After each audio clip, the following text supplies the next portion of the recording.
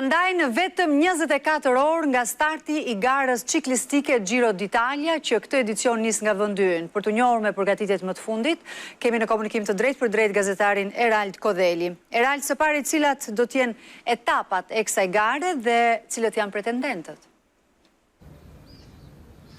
Shqipëria ka nderin e madhe, kënaqësinë e madhe që do mirëpres nisjen e madhe të Giro d'Italia për vitin 2025.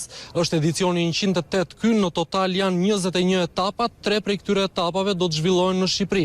Do të nisin në datën 9 maj nga Durrësi në Tiranë. Madje mbrapa meje është edhe vija e finishit, aty ku do të arrin ciklistët pas 164 kilometrave garë. Më pas është etapa e dytë përsëri këtu në Tiranë, e njëjta vi finishi, është kronometër, është një garë shpejt dhe është vetëm 13 presje 7 km gjatë.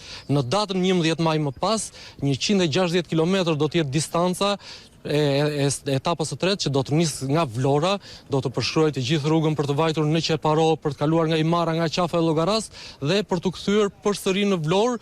Ajo është edhe etapa përmbyllëse këtu në Shqipëri. Në total janë 184 ciklistë nga 23 skuadra, secila skuadër ka 8 ciklistë që garojnë dhe mes tyre janë 18 ekipe botërore dhe 5 ekipe profesionale.